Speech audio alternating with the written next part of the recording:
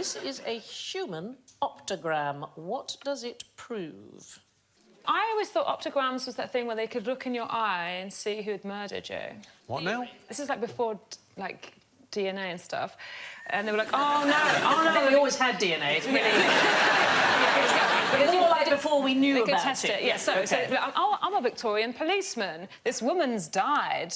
I know, we'll get her eyes out, have a look on the retina. The last thing she's seen, that'll be the killer. Was that like a commonly held... Well, it began in the 17th century, so there was a priest called Christopher Shiner, and he claimed he had seen the image of a flame on the retina of a frog that he had been dissecting. So then you get the development of photography, so that's about 1840s, and that seemed to provide a sort of theoretical basis for this notion. There was a German physiologist called Wilhelm Kuhn. 1878, he immobilised a rabbit and forced it to look at a window for 3 minutes. Then he decapitated it, cut open the eye, and the next day he said that the retina dried and revealed an image of the window. That was the last thing that the rabbit had been staring at. Bullshit. Right, so he was able... he was able to reveal that he killed the rabbit. That's a bit of luck. I could have saved him a bit of time there. 1880, he decided to repeat this experiment with the head of a guillotined murderer, a man called Erhard Gustav Reif, and his left eye was dissected 10 minutes after he died, and the resulting optogram is that picture that we saw at the very beginning, and it has been, been suggested it's the blade of the guillotine. It seems very unlikely. He was blindfolded at the time. The last bit of toast he had. Yeah. Unfortunately, all we have is that sketch. We don't have the actual image. So this idea about optograms was taken up by fictional writers, so Jules Verne and some of the popular press, and it appears, because this was widely believed, that some killers took the precaution of taking their victims' eyes with them to make sure there was no They seem really photo. principally to be concerned with her hat in that picture. Yes. Where's the hat? I think it's over there. I can't reach it. This is my question to you. What happened to 3/4 of the people accused of witchcraft in England? Drowned, burned, killed.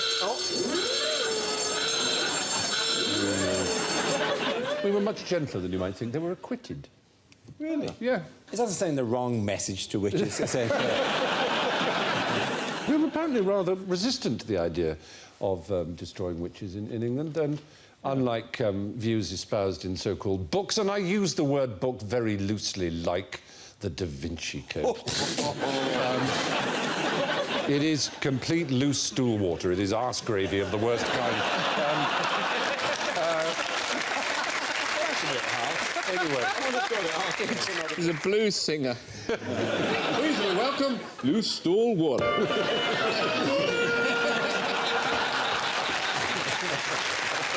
Very good. Excellent. Well, that particular panful of that material did claim that about 5 million women were burned or hanged around Europe for being witches. There's absolutely no evidence there's anything like as much. That probably about 500, probably less in England, and they weren't burned, they were hanged. The lawyer would have said, maybe not go to court dressed like that. Yeah. 2 possibly burned. That's the only evidence that 2 were burned. The rest were hanged, probably about 400 or 500 at the most. There are lots of Hammer films. The Devil Rides Out and those kind of things. Usually Peter Cushing, and sometimes, if you were very lucky, they would have Charles Grey in a huge white smock. What was the second commonest cause of death for women up to the year 1800? Yes. Kestrels. What a wild stab in the dark. Childbirth. Childbirth was number 1. Oh, right. Very good that you... Was Kestrels number 2? No, it was number 2 I was asking for, and I took that to be your answer first time round. Was it dehydration from having to lick the carpet clean because hoovers hadn't been invented? Were these deaths at night? Because I could go with owls. Let me say it's no kind of bird of prey. Not even a swan? Not even... Swans flying at women really hard with stiff necks until they went through their bodies like a javelin. No. So really lying all over the British countryside with swans. No. No? Was it horse riding accidents? No, that's, if I may say so, a great deal more intelligent, and I don't mean that in a patronising way. Beaten to pulp by the husband. Oh, hello. No, domestic violence was not it. It was Beaten to a domestic. pulp by their sons. That would still be domestic violence. Falling down the it stairs. Being ducked It was as a witch trying to do and something. drowning. It was engaged in a domestic Cooking. activity. Cooking is the right answer, yes. Death by cooking. Yeah, largely because their dresses would catch fire. I don't know why that's funny. It is. The second most common cause of death. After childbirth, amongst What happened to you? Set light to herself. I bet a lot of their husbands came in and went, blimey, that's a big roasty. What is Gothic about the Goths? Yes. The Goths were an ancient German tribe, I think, who wore crushed velvet and very, very thin drain-pipe trousers and spat in shopping centres. And Goths have carried on that tradition to this day. We're a rampaging army of horny-headed warriors. Yes, and actually, you should have some points because, oddly enough, people think of Goths as German, but they were originally Scandinavian. And you look Scandinavian, well, you know, from that Glaswegian, Scandinavian? Norwegian Scandinavians. They sound dangerous. They came from Scandinavia, and they defeated the Vandals, who were a group of Germans, which is where we get our word Hang Vandal around from. bus shelters. Yeah, exactly. And so I think you are, oddly enough, the most Gothic of the Goths, because the point is Gothic has been used to mean all kinds of things. What kind of things can you think of that are applied to Gothic? Cathedrals. Cathedrals, why are they called Gothic? Well, is it anything that isn't classic? Yes, it was an insult, is the point. In Renaissance Italy, they called them Gothic to mean barbarian, because they were conceived to be the people who destroyed Rome and therefore destroyed civilization. So Gothic was a huge insult. So there was Gothic architecture. What else was called Gothic? Gothic literature. That's where you start to get Gothic in terms of the macabre, isn't it? Yes, and a sort of Byronesque sort of anti-hero, maybe. Yeah. The bad monks and women who always fainted and slightly lesed it up. Yes.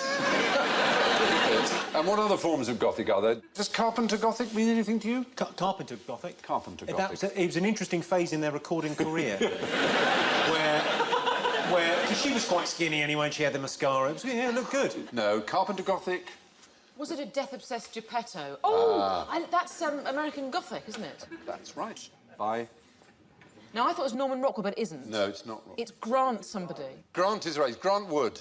And that is the actual building there in Eldon, Iowa. Looks better in the painting, really, doesn't it? Yes, a little dilapidated.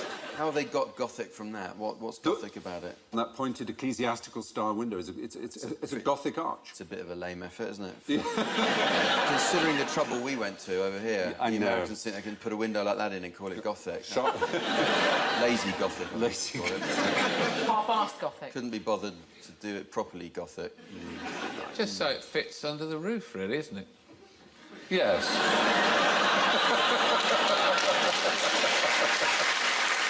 Wasn't the guy in that painting his dentist? You're absolutely right. It was Grant Wood's dentist. Points for Sue Perkins. That's pretty damn good.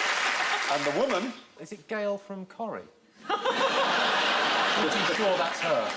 Gail Corrie.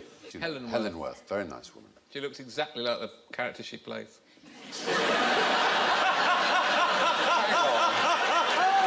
Very talented. There's an incredible similarity. That's very good. Anyway, so there are lots of things we call Gothic. And, of course, there are the young people who go about in black eyeliner and stuff. Well, I like the fact that it makes me think that the Goths sacked Rome only after being nagged by their mum for a fortnight. Oh, do we have to? Oh, rubbish.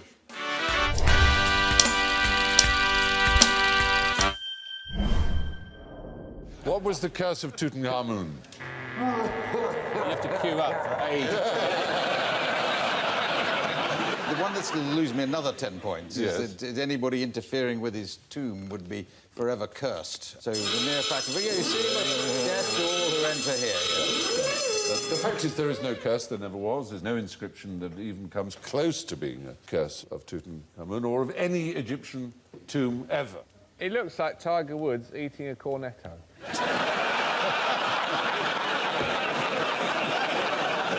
Absolutely right. Lord Carnarvon, who that's the one. was one of the people with Howard Carter who first uncovered or excavated the tomb, died very, very soon afterwards from a shaving accident, probably an infected mosquito bite that he cut. And people thought, oh, it's cursed. There was one of the party that had excavated who died in about 1978, aged 93, and the headline was Curse of Tutankhamun Strikes Again. Jane Loudon Webb wrote a novel called The Mummy in 1828 about a mummy coming to life and chasing those who had desecrated its tomb. But the fact is that thorough research has shown that only 6 died within the first decade of the opening, and Howard Carter, surely the #1 target as the chief of it, lived for another 17 years. None of these superstitions should be worried about. Touch wood. Dave! What's the best way to ensure that your family never forgets you after you're gone? Oh, Haunting. Haunting is a good way, yeah. Insists on being buried in an exact replica of your house.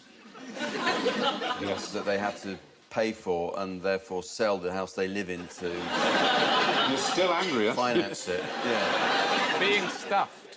Well, yes, being stuffed now. Preserved in some way. There's a very extreme example of Leaning that. on the mantelpiece. Just slightly in front of the television so they can't see. There was an artist called Hananucha Masakichi. Oh, yeah. Have you heard of him? Yeah. he's bloody good. Yeah. He's Japanese, and in the mid-1880s, he was diagnosed with tuberculosis and knew he was going to die. So he made a statue of himself so lifelike and so realistic. When he stood next to it, people couldn't tell which was which, apparently. He handcrafted glass eyes and then bored a tiny individual hole for every pore of his body, and then took the hairs from every pore of his own body and put them into the other pores. He pulled out all his own fingernails and put them in like that, yeah? His toenails and his teeth, right? Now, obviously, this is a replica because it's quite shiny and obviously not anything like a real person. Can you imagine if he'd done all that and someone had gone, actually, it doesn't look that much like you, and you're left there... No teeth, no nails. Imagine he'd done it, taken his eyes out at an early stage and realised what a stupid mistake that was. Oh, damn. But it found its way, the original, to Robert Ripley's auditorium in Los Angeles. But Not what he unfortunately, had in mind. it was injured in an earthquake in '96, and it's currently awaiting restoration. There are other things you can do. What about letting your family see you disintegrate, see you in your coffin? Have a camera. Have a camera in your A coffin? webcam, yeah. There is a Seattle-based company called SeeMeRot.com. I'm not making it up. I'm not making it up. And they have a light and they have a webcam, and you can watch your loved one basically rot. There you go. Can I... When you say... The only problem I've got with that is loved one. Their slogan, being dead and buried, doesn't mean you can't have friends over. But it's buried underneath. Imagine if you were watching the webcam, just watching and watching and watching, and then suddenly it went... You would be so freaked out by that, wouldn't you? What's the toughest way, though, to become a mummy? Well... I'll take it. Yeah. Here's Jimmy. Reverse cowgirl?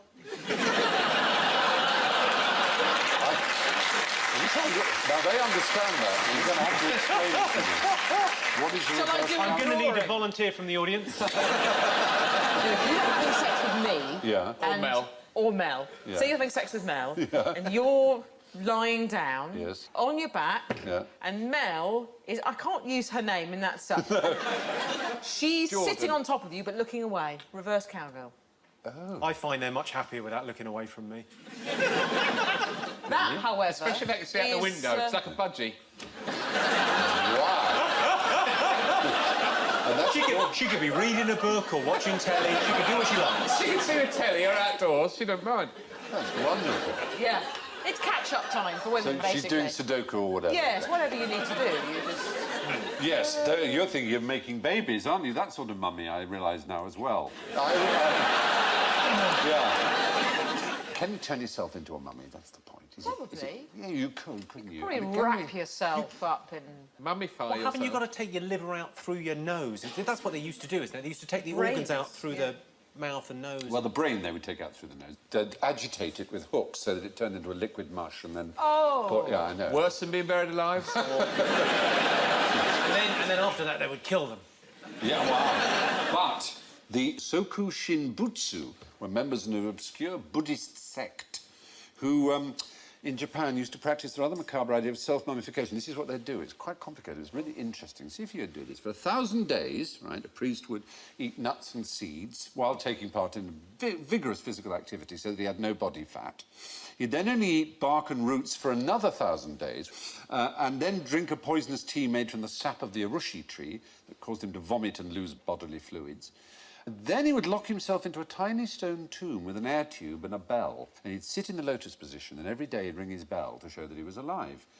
And when the bell stopped, the tube was removed and the tomb was sealed, and then other monks in the temple waited for another 1,000 days and then opened the tomb, and if the monk had succeeded in preserving his body in his death, he would be considered to have achieved the state of a truly enlightened Buddha. Who made up that game? Buddhists. You know, It's a terrible photo of him. If I was going to get all that trouble, I'd have a decent photo taken of me. I like this because, I mean, a lot of people get away with thinking that Buddha is like the sane religion. Buddhists, you know, Buddhists are normal and decent, but even Buddhism has weirdery beyond belief, really, I'm afraid. They don't do it like that anymore, obviously, do they? No, it's now an illegal form of suicide. They have a webcam now, don't they? I think as a form of suicide, though, I think that should be promoted because, you know, if you jump off something high and land, it's all over very quickly. You've not been able to think it through. With that, you can sort of change your mind. You go, do you know what? I fancy a drink. After about 900 days, you go, oh, pizza wouldn't go amiss. If you open it after 1,000 days and he hasn't turned into a mummy, would you say, that's it, I told you he had a Twix? Anyway, yes, members of an obscure Buddhist sect in Japan went through an extremely rigorous process of self-mummification until the practice was stopped in the 19th century. What spread the Black Death? Go on, Jason. Rats. Rats. Just got it out of the way. Get it out of the way. They came up through the toilet and ate everyone's arse. For generations, we thought the rats brought the plague. Fleas. To Britain. Yeah, so fleas bit the rats and the same fleas bit the humans is what is what we used to think. That idea is pretty much dead now. It's humans. It's most likely that it was spread from one person How come to... he didn't get a thing for fleas? I got one for rats, he didn't get one for fleas. Yeah. Just saying. Because it was fleas, but not on rats, that's why. Oh, I got you right. So there's nothing to do with rats at all. No, the rats were pretty much innocent in this. They have had a bum rat. That's hard. Yeah. So the studies in the last decade of plague victims' bodies, which have been unearthed during the Crossrail project in London, and studies of mortality data, which has been analysed in Oslo, both conclude the plague simply couldn't have spread as fast and as far if it was entirely dependent on old ratus. Anybody know about the tube lines, why they curve? Does anybody know? To get round the corners.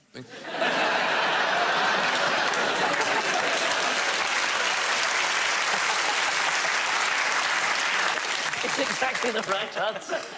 So some people think it's to get round the plague pits. There's no evidence for this at all. The truth is, if you're constructing a tube line, it's much easier to dig down from a road than it is to dig under a building. The Great Fire of London destroyed 13,200 houses, 87 churches, 44 livery halls, and over 4/5 of the city of London with a capital C. How many people died in that 5-day conflagration? I think it's 4 people. It's some very low figure of... I'm going to give you the points because it's 5 people. 5 people, oh, well. Yeah, very good. Very good. No, Only 5 are recorded. The maid of the baker who started the fire, Paul Lowell, a Shoe Lane watchmaker, an old man who rescued a blanket from St Paul's but succumbed to the smoke, and 2 others who fell into their cellars in an ill-fated attempt to recover their goods and chattels. The mayor, actually, Thomas Bloodworth, went back to bed on the first night saying a woman might piss it out. The previous Great Fire in 1212 killed 3,000 people. What colour was Frankenstein? Yes. Green. Oh! Frankenstein was a baron in a novel who was a scientist who made a monster. Yes, I know. And the monster's name? The monster's name? The monster's actual name in the book. He does have a name. Go on, tell us. Adam. Adam, of course he's called Adam, because he's like the first man he's made. So, yes, what colour, obviously, was Frankenstein's monster? Oh, Yep. green. Purple. No, Well, I was going to say it's sort of grey colour, but that's because I only ever saw him in black and white. No. I don't really know what She colour didn't it was. write a black and white book, except in the sense the print was black and the paper was white, but she used coloured words, and she did describe Mary Shelley, who wrote the novel, of course. It's in 1818. Jaundice yellow. Lovely. Yellow is the answer. His yellow skin scarcely covered the work of muscles and arteries beneath. His hair was of a lustrous black and flowing, his teeth of a pearly whiteness. When she says it's scarcely covered, does she mean there were gaps? Yeah, because he was like a dead body had been brought back Bits to life. of him. So it was like, hanging yeah. out. Like the mummy. You remember when the mummy gets, in the movie, gets... Bits come Yeah. off. Imhotep. Imhotep. Imhotep. Imhotep. Imhotep. Yeah, well, Frankenstein's monster was in fact yellow in the book, anyway. Thank you for watching.